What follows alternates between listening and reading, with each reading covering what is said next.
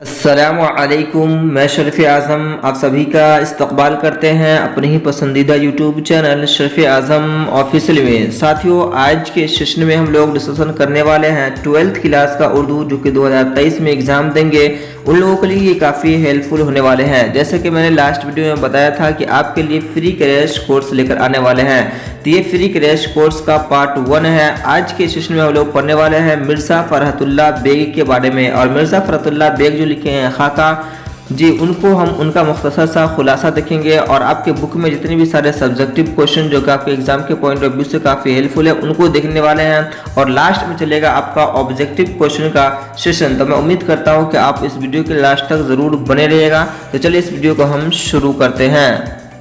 पहले कुछ हम जान लेते हैं जो कि आपको इस फहरिस्त से क्वेश्चन आएगा। इस फहरिस्त से जो है क्वेश्चन तकरीबन आपको 10 नंबर का एग्जाम में देखने को मिलेगा। जैसे कि आपने सेंटर एग्जाम दिए होंगे तो वहां आपको देखने को मिला होगा कि तकरीबन इस क्वेश्चन से, इस चैप्टर से यानी इस फहरिस्त से जो है आपको 10 नंबर क्वेश्चन देखने को मिलेगा। देखिए, एग्जामिनर जो है आपको जो एक ही क्वेश्चन को 3 तरीका से क्वेश्चन पूछा जाता है। कितने तरीके से पूछते हैं? 3 तरीका से। कैसे? देखिए, नज़ीर अहमद की कहानी जो है इसको पूछा जाएगा कि नज़ीर अहमद की कहानी के मुसन्निफ कौन है। देखिए, इनके मुसन्निफ हो जाएंगे आपको जी मिर्ज़ा फ़रहतुल्लाह बेग हो जाएंगे। कौन हो जाएंगे? मिर्ज़ा फ़रहतुल्लाह बेग हो जाएंगे। और इसी को पलटाकर पूछ दिया जाएगा आपको कि मिर्ज़ा फ़रहतुल्लाह बेग क्या लिखे हुए हैं। तो ये लिखे हुए हैं आपको नज़ीर अहमद की कहानी। और नज़ीर अहमद की कहानी क्या है? तो ये जो है आपको खाका है। यानी कि एक ही क्वेश्चन को जो एग्जामिनर 3 तरीका से आपसे पूछा जाता है और इस फहरिस्त से तकरीबन जो है आपको 10 नंबर क्वेश्चन आपको एग्जाम में देखने को मिलेगा। तो इसको इस तरह से याद कर लीजिएगा जैसे आपके घर के जैसे आपके घर के आदमी का नाम याद रहता है उसी तरह से इसको याद कर लीजिएगा और इसको यहाँ तक पूरे याद कर लीजिएगा।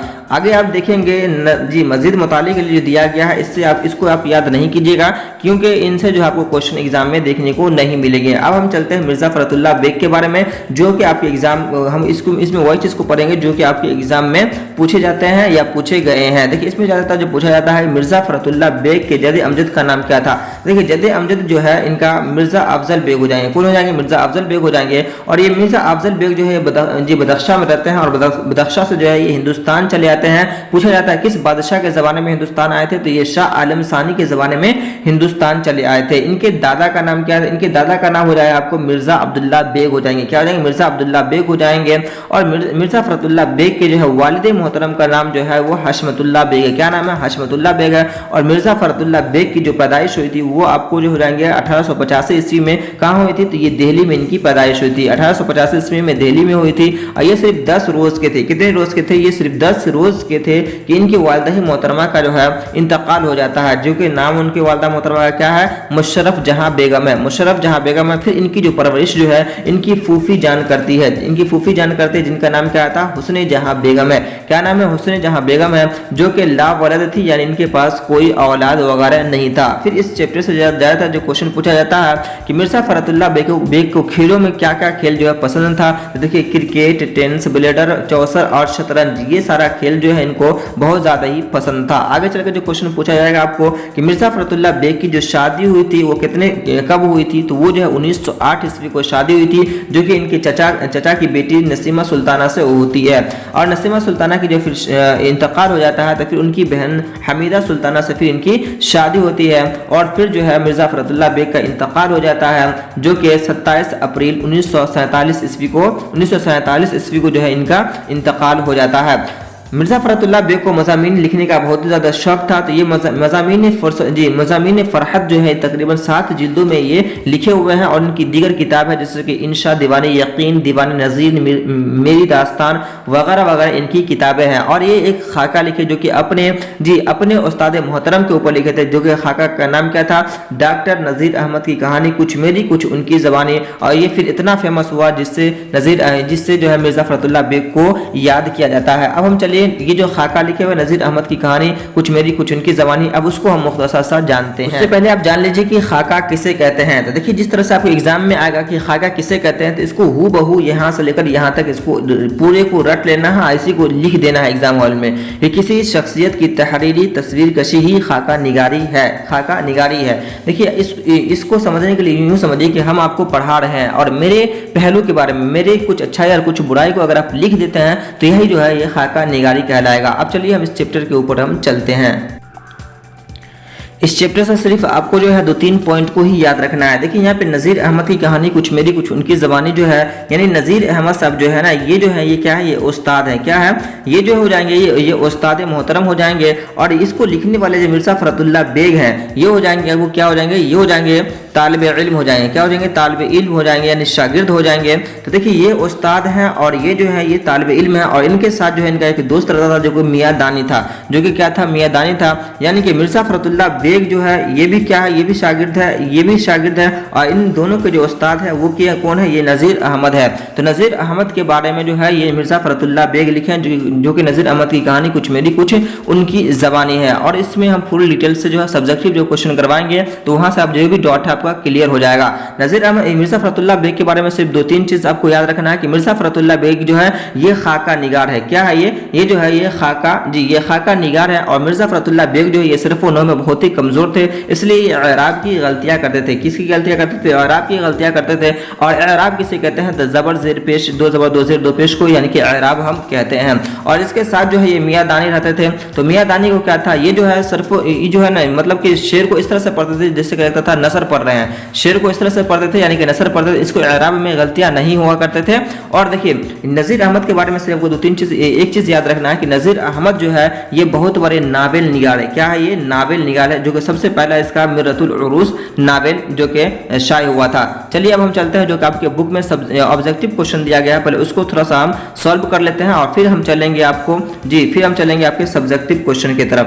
चलिए देखिए यहाँ पे जो आपके ऑब्जेक्टिव जो कि आपके बुक में दिया गया है, यहीं से तकरीबन क्वेश्चन देखने को मिलेंगे आपको। देखिए पहला क्वेश्चन क्या है कि उर्दू का पहला बाज़ाब्ता खाका कौन है। देखिए क्या करा कि उर्दू का पहला बाज़ाब्ता खाका कौन सा है। तो देखिए ये जो हो जाएंगे खाका के बारे में पूछा जा रहा था, ये खाका कौन सा हो जाएंगे, नज़ीर अहमद की कहानी कुछ मेरी कुछ उनकी ज़बानी हो जाएंगे। और खाका निगार कौन हो जाएंगे, तो मिर्ज़ा फ़रतुल्लाह बेग हो जाएंगे, जो कि ये लिखे हुए हैं, तो वो खाका निगार हो जाएंगे। देखिए दूसरा नंबर क्वेश्चन क्या है कि उर्दू का पहला खाका निगार कौन है। तो देखिए खाका निगार यहाँ पर पूछा जा रहा है, खाका निगार, तो ये मिर्ज़ा जी ये फ़रतुल्लाह बेग हो जाएंगे, क्या हो जाएंगे, मिर्ज़ा फ़रतुल्लाह बेग हो जाएंगे।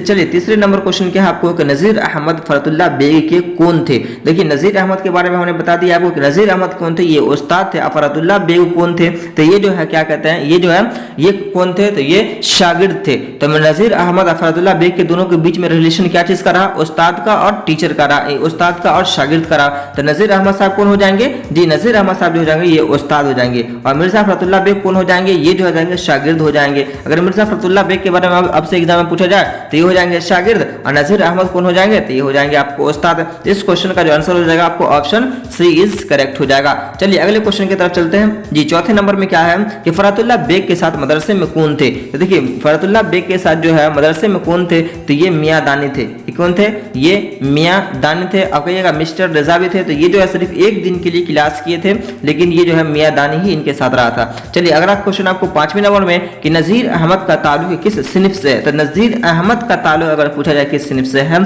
तो नज़ीर अहमद का जो है ये नाबिल हो जाएंगे, या क्या हो जाएंगे, ये नाबिल निगार हो जाएंगे, जो कि मिर्रतुल उरूस लिखे हैं नज़ीर अहमद। और इसी तरह से आपको खाका, जी सबसे पहले जी खाका जो लिखे हुए हैं उनके बारे में अगर पूछा जाए तो ये जो हो जाएंगे खाका, तो ये फ़रतुल्लाह बेग हो जाएंगे, कौन हो जाएंगे, फ़रतुल्लाह बेग हो जाएंगे। यानी कि अगर पूछा जाए कि फ़रतुल्लाह बेग का ताल्लुक किस सिनफ से है, तो फ़रतुल्लाह बेग का ताल्लुक जो है ये खाका से हो जाएंगे। मैं उम्मीद करता हूँ कि आप इसे समझ लिए होंगे। अब चलिए हम चलते हैं सब्जेक्टिव क्वेश्चन को देख लेते हैं, जो कि आपको डायरेक्ट एग्जाम में पूछे जाते हैं। पहला क्वेश्चन है आपको कि मिर्ज़ा फ़रतुल्लाह बेग और मियां दानी मौलवी साहब के घर क्यों जाते थे। तो मौलवी साहब से मतलब नज़ीर अहमद साहब के यहाँ। तो देखिए इस क्वेश्चन का जो आंसर लिखिएगा आप क्या लिखिएगा, फ़रतुल्लाह बेग और मियां दानी मौलवी नज़ीर अहमद के यहाँ तालीम हासिल करने के लिए जाते थे, क्योंकि उस ज़माने में मदारिस और कॉलेज का आज की तरह बाज़ाब्ता इंतज़ाम नहीं था, और अगर था भी तो आज की तरह आम नहीं था। दूसरी बात यह कि उस ज़माने में ये रवायत थी कि अमूमन तलबा उस्ताद के घर पर खुसूसी तौर पर तालीम हासिल करने के लिए जाते थे। तो देखिए इस क्वेश्चन का जो आंसर है आपको, जी इस क्वेश्चन का जो आंसर है आपको यहाँ से लेकर यहाँ तक इसे लिख सकते हैं, लेकिन इसे शॉर्ट भी कर सकते हैं। इसे शॉर्ट कितना कर सकते हैं आप, तो देखिए इसको यहाँ तक आप लिख सकते हैं कि मिर्ज़ा फ़रतुल्लाह बेग और मियां दानी मौलवी नज़ीर अहमद के यहाँ तालीम हासिल करने के लिए जाते थे, यानी कि यहाँ तक आप इसे लिख सकते हैं।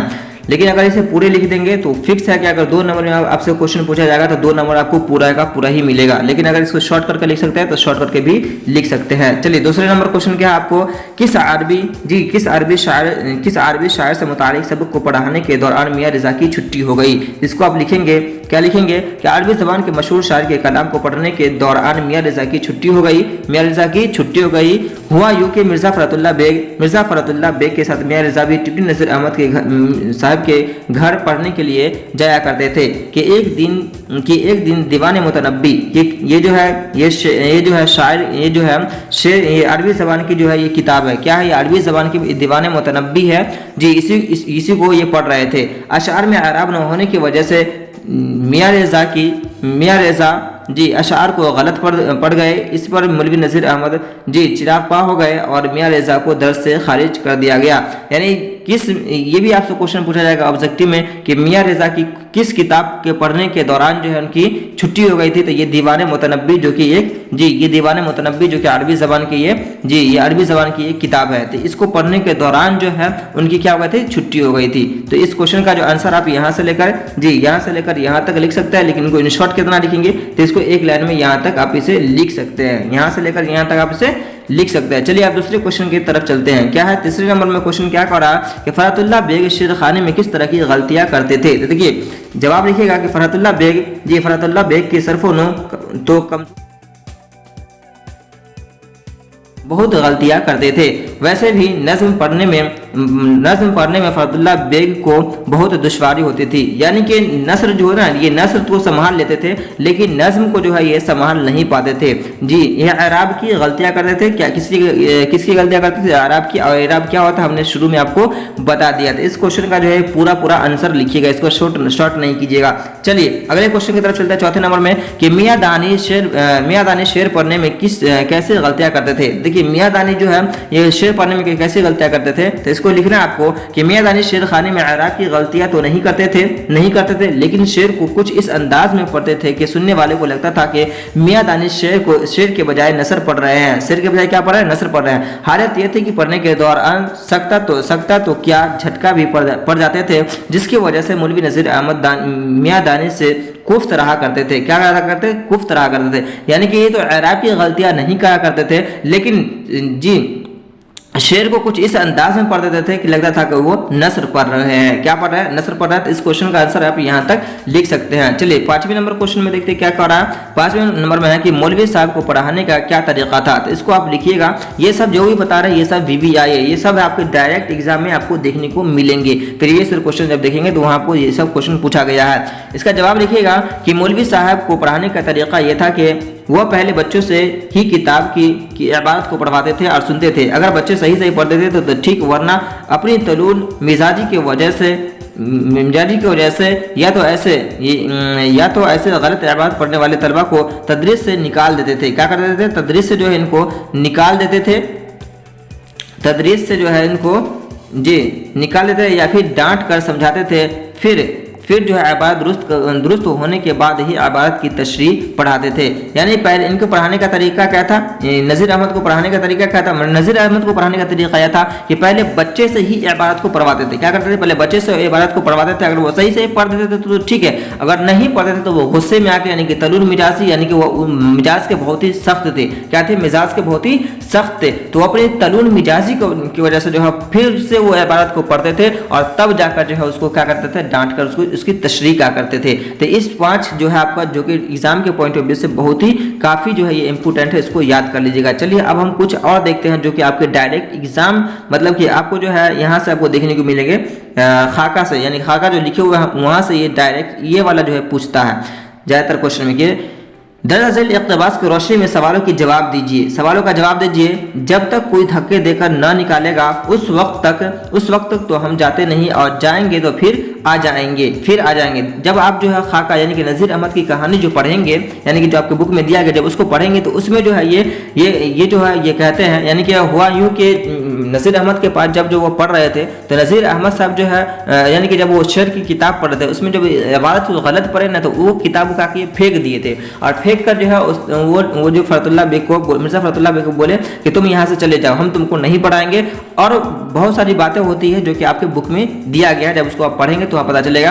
तो वही जब जो है जो मिर्ज़ा फरतुल्लाह बेग को जब वो कहते हैं नज़ीर अहमद साहब कि तुम चले जाओ, तो वो उनके जवाब में कहते हैं कि जब तक कोई धक्के देकर ना निकालेगा उस वक्त तक तो हम जाते नहीं, और जाएंगे तो फिर आ जाएंगे। क्या कर रहे हैं कि अगर कोई धक्का भी दे देगा हमको तो हम नहीं जाएंगे, अगर जाएंगे भी तो हम फिर आ जाएंगे। तो ये पूछा जाएगा आपको डायरेक्ट क्वेश्चन में, ये कौल किसका है? तो ये कौल मिर्ज़ा फरतुल्लाह बेग का है। और अगर आज के शागिर्दों को इस तरह से किया जाए तो वो तो आएंगे ही नहीं, क्योंकि उसके पास ऑप्शन है, यहाँ नहीं पढ़ेंगे तो वहाँ पढ़ेंगे जी।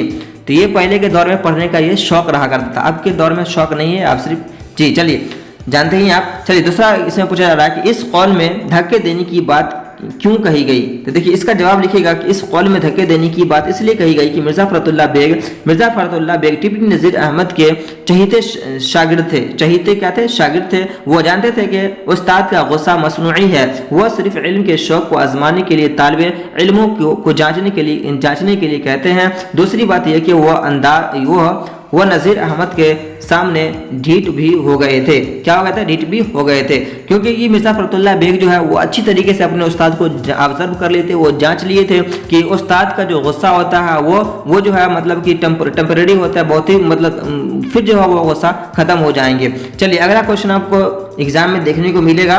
क्या है आपको कि नज़ीर जी क्या है? दर्जा झेल इक़्तिबास की रोशनी में सवालों के जवाब दीजिए। क्या है? ये खुदा महफूज रखे तुम जैसे शागिर्द भी किसी के न होंगे। क्या कह रहे हैं? शागिर्द भी किसी के न होंगे। शागिर्द क्या हुए? उस्ताद के उस्ताद हो गए। अच्छा भाई मैं हारा। अच्छा खुदा के लिए किताब उठा लाओ और सबक पढ़ कर मेरा पिंड छोड़ो। हुआ ये कि जब वो गुस्से में किताब को फेंक दिए थे, जब वो किताब सेहन में चला गया था, यानी कि ये जो है नज़ीर अहमद साहब जो गुस्से में किताब को सेहन में फेंक देते हैं, तो अब बार बार उनको कहते हैं कि मिर्ज़ा फरतुल्लाह बेग कि तुम चले जाओ, तुमको हम नहीं पढ़ाएंगे, आज मेरी तबीयत खराब है, तुमको हम नहीं पढ़ाएंगे। लेकिन फिर भी जो है वो जाने के लिए तैयार नहीं होते हैं नज़ीर फरतुल्लाह बेग। तो फिर जो है नज़ीर अहमद साहब कहते हैं कि खुदा महफूज रखे तुम जैसे शागिर्दों से, तुम जाकर किताब लेकर आओ। यानी कि ये सारी बातें जो है ये पूछा जाएगा आपको, ये कौल किसका है? तो ये कौल जो है टिप्टी नज़ीर अहमद साहब का है। किसका है? ये कौल जो है टिप्टी नज़ीर अहमद साहब का है, याद रखिएगा। चलिए अगला क्वेश्चन है आपको क्या है जी, अगला क्वेश्चन पूछ दिया जाएगा कि ये बात किससे कही गई? ये बात किससे कही गई? यानी कि ये जो बात कही गई है, यानी कि ये जो बात यहाँ पे कही गई है, खुदा महफूज रखे तुम जैसे शागिर्दों से, शागिर्द भी किसी के न होंगे। यानी यहाँ से लेकर यहाँ तक जो बातें कही गई है, ये बात किससे कही गई थी? तो ये बात जो है मिर्ज़ा फरतुल्लाह बेग से कही गई थी। ये बात किससे कही गई थी? तो ये बात जो है मिर्ज़ा फरतुल्लाह बेग से कही गई थी। चलिए अगला क्वेश्चन है आपको अगला क्वेश्चन क्या है जी, इस कौल में किससे छुटकारा पाने की बात कही गई है? जवाब लिखिएगा, इस कौल में मिर्ज़ा फरतुल्लाह बेग से छुटकारा पाने की बात कही जा रही है। यानी कि मिर्ज़ा फरतुल्लाह बेग जो है उस्ताद मोहतरम के पास जाते हैं, नज़ीर अहमद के पास, और नज़ीर अहमद साहब जो है उसको चाहते हैं कि किसी तरह से जो हम इसको अपने रूम से बाहर करें, और फिर जो हम इसको कभी अपने रूम के अंदर इसको एंट्री नहीं देंगे, यानी कि कभी इसको हम फिर पढ़ाएंगे नहीं। तो ये बात जो है किससे कहा जाता है? ये मिर्ज़ा फरतुल्लाह बेग से कहा जाता है। चलिए अगला क्वेश्चन है आपको जी, क्या है? 1 सेकंड जी, क्या है कि इस कौल में कौन किसका उस्ताद हो जाता है? तो देखिएगा, लिखिएगा इसमें कि इस कौल में मिर्ज़ा फरतुल्लाह बेग नज़ीर अहमद के उस्ताद हो जाते हैं। इस कौल में हो जाते हैं। रियल में कौन थे? रियल में तो नज़ीर अहमद साहब थे उस्ताद। किनके थे? मिर्ज़ा फरतुल्लाह बेग के। ये जो है इनके उस्ताद थे, याद रखिएगा। तो इतने सारे जो है आपको सब्जेक्टिव में सिर्फ आपको याद रखना है जो कि आपके एग्जाम में पूछे जाते हैं। चलिए अब हम चलते हैं ऑब्जेक्टिव की तरफ। ऑब्जेक्टिव की तरफ। जो भी क्वेश्चन का आंसर आपको पता हो कमेंट करके जरूर बताते रहिएगा। चलिए सबसे पहला क्वेश्चन क्या है कि नज़ीर अहमद की कहानी के मुसन्निफ कौन है? तो नज़ीर अहमद की कहानी के जो मुसन्निफ है ये कौन हो जाएंगे? फरतुल्लाह बेग हो जाएंगे। ये क्वेश्चन कहाँ से पूछा गया? तो ये क्वेश्चन आपको फहरिस्त से पूछा गया, जहां से हमने आपको बताया कि 10 नंबर का क्वेश्चन आपको हर साल देखने को मिलता है। तो इस क्वेश्चन का जो आंसर हो जाएगा आपको ऑप्शन ए इज करेक्ट हो जाएगा। चलिए अगला question, option B is correct हो जाएगा। क्या हो जाएगा आपको? ऑप्शन बी इज करेक्ट हो जाएगा। चलिए अगला क्वेश्चन आपको क्या है दूसरे नंबर में कि दरसा झेल में से से नाबिल कौन है? 10 जिले में से नाबिल कौन? 10 जिले मतलब होता है नीचे दिए गए, नीचे लिखे गए, जैसे निम्नलिखित हम जिसको बोलते हैं। तो क्या हो जाएगा? भाभी जान। तो भाभी जान क्या है? ये अफसाना है जो कि आपको 10th क्लास में देखने को मिलेगा। तो तौबतुन नसीह हो जाएंगे। क्या हो जाएंगे? तौबतुन नसूह हो जाएंगे। इसको लिखने वाले कौन है? तो इसको लिखने वाले नज़ीर अहमद साहब है। कौन है? नज़ीर अहमद साहब, यानी टिप्टी नज़ीर अहमद साहब या फिर डॉक्टर नज़ीर अहमद साहब, नाम वही है। तो ऑप्शन बी इज करेक्ट हो जाएगा। चलिए अगला क्वेश्चन आपको तीसरे नंबर में कि नज़ीर अहमद की कहानी, कुछ मेरी कुछ उनकी जबानी यहाँ पर नहीं दिया गया है। तो नज़ीर अहमद की कहानी का ताल्लुक किस सिनफ़ी अदब से है? तो नज़ीर अहमद की कहानी जो है ये क्या है? ये खाका हो जाएगा। किस सिनफ़ी अदब से है? तो ये खाका है जी। क्या है ये जो है आपको खाका है, यानी कि ऑप्शन बी इज करेक्ट हो जाएगा। चलिए अगला क्वेश्चन आपको चौथे नंबर में क्या है कि फरातुल्लाह बेग शेर खाने में किस तरह की गलतियां करते थे? देखिए क्या है, फरातुल्लाह बेग जो है ये शेर खाने में किस तरह की गलतियां करते थे? एराब की गलतियां करते थे। एराब के बारे में हमने बताया कि जबर ज़ेर पेश दो ज़बर दो पेश को एराब हम करते हैं। लेकिन मियां दानी किस तरह की गलतियां करते थे? तो वो एराब की गलतियां नहीं करते थे, लेकिन वो जो है जी शेर को नस्र के अंदाज में पढ़ते थे। किस में? शेर को जो है वह नस्र के अंदाज में पढ़ते थे। इस क्वेश्चन का आंसर आपको क्या हो जाएगा? ऑप्शन डी इज करेक्ट हो जाएगा। चलिए अगला क्वेश्चन आपको पांचवें नंबर में क्या है कि उर्दू का पहला खाका निगार कौन है? तो देखिए उर्दू का पहला खाका निगार अगर आपसे पूछा जाता है खाका कौन लिखे हैं? तो फरतुल्लाह बेग, डायरेक्ट आपको याद रखिएगा कौन लिखे हैं। तो उर्दू का पहला खाका निगार हो जाएंगे आपको फरतुल्लाह बेग हो जाएंगे। लेकिन उर्दू का पहला नाविल निगार अगर पूछा जाए आपसे तो नाविल निगार कौन हो जाएंगे? तो वह हो जाएंगे आपको टिप्टी नज़ीर अहमद साहब। बार बार क्वेश्चन को रिपीट करने का मतलब यही है कि आपको यहीं पर वो चीज़ सारा चीज़ याद हो जाना चाहिए, क्योंकि आपके एग्जाम में अब बहुत ही कम ही टाइम बाकी है। तो इस क्वेश्चन का जो आंसर हो जाएगा आपको ऑप्शन ए इज करेक्ट हो जाएगा, यानी कि जी ए इज करेक्ट हो जाएगा। चलिए अगला क्वेश्चन आपको छठे नंबर में कि मिर्जा फरतुल्लाह बेग के उस्ताद कौन थे? देखिए मिर्जा फरतुल्लाह बेग के उस्ताद कौन थे इसको हमने बहुत ही अच्छी तरीके से बताया। तो इस क्वेश्चन का आंसर क्या हो जाएगा आपको? ऑप्शन बी इज करेक्ट हो जाएगा। चलिए अगला क्वेश्चन आपको नज़ीर अहमद किस मशहूर शख्सियत के उस्ताद थे? तो देखिए नज़ीर अहमद साहब जो है किसके उस्ताद जी किसके उस्ताद थे? तो ये फरतुल्लाह बेग के उस्ताद थे, यानी क्वेश्चन को क्या कर दिया? पलट दिया गया है। चलिए अगला क्वेश्चन आपको क्या है 8वें नंबर में बताइएगा कि फरतुल्लाह बेग नज़ीर अहमद के घर क्यों जाते थे? तो मिर्जा फरतुल्लाह बेग जो है जी मिर्जा फरतुल्लाह बेग नज़ीर अहमद साहब के घर क्यों जाते थे? पढ़ने के लिए जाते थे। पढ़ाने के लिए नहीं, पढ़ने के लिए जाते थे, यानी कि ऑप्शन ए इज करेक्ट हो जाएगा। चलिए अगला क्वेश्चन है आपको क्या है जी 9वें नंबर में कि मदरसे में फरतुल्लाह बेग के साथ कौन पढ़ते थे? तो मदरसे में जो है पढ़ते थे कौन पढ़ते थे? मियां दानी पढ़ते थे। कौन पढ़ते थे? मियां दानी पढ़ते थे, यानी कि ऑप्शन बी इज करेक्ट हो जाएगा। चलिए अगला क्वेश्चन आपको 10वें नंबर में किसी शख्स की तहरीरी तस्वीर कशी को क्या कहते हैं? देखिए इसको क्या कहते हैं? इसको हम खाका कहते हैं। क्या कहते हैं? इसको हम खाका निगारी कहते हैं, यानी कि ऑप्शन बी इज करेक्ट हो जाएगा। चलिए अगला क्वेश्चन आपको क्या है जी 11वें नंबर में कि फरतुल्लाह बेग के मजमुआ मज़ामीन फ़रहत क्या है? मज़ामीन फ़रहत के नाम से कितने जिल्दों में शाये हुआ? तो हमने आपको बताए थे जी ये जो है 7 जिल्दों में ये शाये हुआ है जी। तो इस क्वेश्चन का आंसर हो जाएगा आपको ऑप्शन ए इज करेक्ट हो जाएगा। चलिए अगला क्वेश्चन है आपको 12वें नंबर में कि मिर्जा फरतुल्लाह बेग के वालिद कौन थे? तो मिर्जा फरतुल्लाह बेग के जो वालिद साहब थे वो थे आपको मिर्जा हशमतुल्लाह बेग। दादा का नाम क्या था? दादा का नाम क्या था जी? अब्दुल्लाह बेग था। चलिए अगला क्वेश्चन आपको 13वें नंबर में कि फरतुल्लाह बेग के दादा कौन थे? तो ये हो जाएंगे आपको अब्दुल्लाह बेग हो जाएंगे, यानी कि ऑप्शन डी इज करेक्ट हो जाएगा। चलिए 14वें नंबर में क्या है कि मिर्जा फरतुल्लाह बेग की पैदाइश कब हुई थी? देखिए मिर्जा फरतुल्लाह बेग की जो पैदाइश हुई थी वो आपको 1885 ईस्वी को दिल्ली में हुई थी, और इनकी जो वफात हुई थी, फिर से लिख देते हैं इनको जी,